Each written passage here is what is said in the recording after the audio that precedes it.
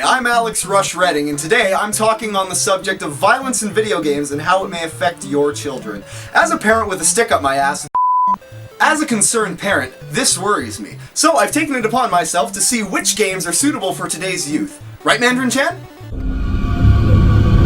Parents and watchdogs alike have been going on for years about how their kids are addicted to games, or how they make them more outwardly aggressive. There's no shortage of hot air coming from these people. So we're gonna start with one that I played when I was younger. But to do that, we're gonna have to travel. Travel back in time! TARDIS me! Fuck! The year, 1992. The game, Treasure Math Storm for DOS, Windows 3.1, and of course the Mac. As the name suggests, it's an educational game made by the aptly named The Learning Company, and is part of the Treasure series that includes Treasure Mountain, Treasure Cove, and Treasure Galaxy. No, not Super Mario Galaxy, Treasure Galaxy!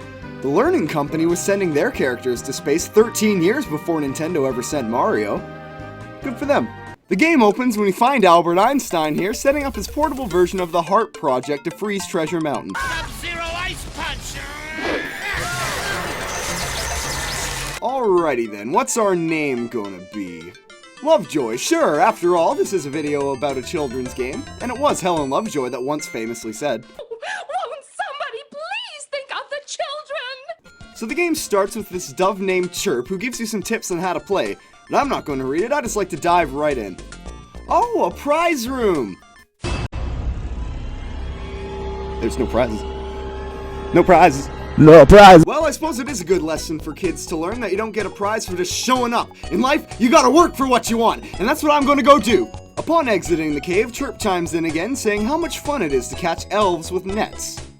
Well, here comes one now, let's give it a try. What you say? Jesus, that's not fun, that's straight up assault! Children, avert your eyes! But hey, the elves don't seem to mind. They just ask you a math problem, and then when you answer correctly, they give you a gracious tip and they go back on their merry way. Get it? Because they're elves? Merry Hanukkah! A few more muggings later, I stumbled upon an igloo cave on the side of the mountain and wandered on inside. Remember kids, always walk into unfamiliar buildings alone. There might even be candy! Inside, we find Bubbles the wizard here, struggling to tell time on his Rolex. So he asks you to help out. You'd think someone with a giant clock on the roof and two equally giant ones on the inside would know how to tell time, but hey! Nobody's perfect. Not even me. For each time you correctly read, the time wizard gives you a pickaxe. If only it were this easy in Minecraft, you'd be playing and you break your pickaxe and the game would be like, what's the time? And wha-bam! Pickaxe! Well, Mr. Wizard, giving a child lethal weapons might be standard procedure on Treasure Mountain, but not here in Canada. In Canada, we give our kids a hockey stick, a piping hot double-double from Timmy's, and a Don Cherry DVD box set and say, go nuts! Then again, on second thought, maybe a pickaxe would be a better influence on kids than Don Cherry. After all, pickaxes won't teach the kids how to be an anti-Soviet psychopath. I gotta say something. Well, what is this, hockey night in Canada or hockey night in Russia? How great these guys are. Me too. How about What are you this? saying? Wait a minute, guys. They are suck, and they always have sucked.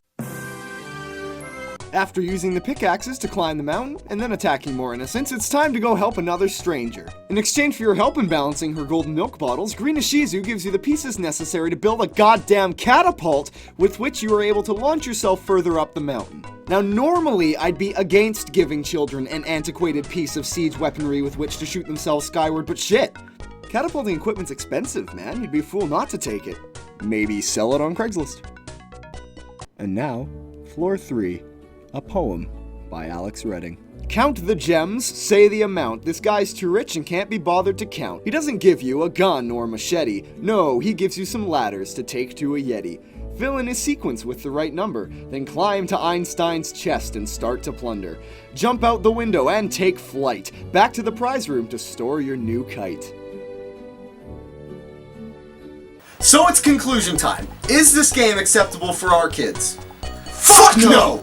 Stranger danger!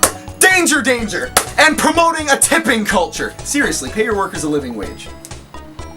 That's just my opinion. I won't be letting Mandarin-chan play this game anytime soon.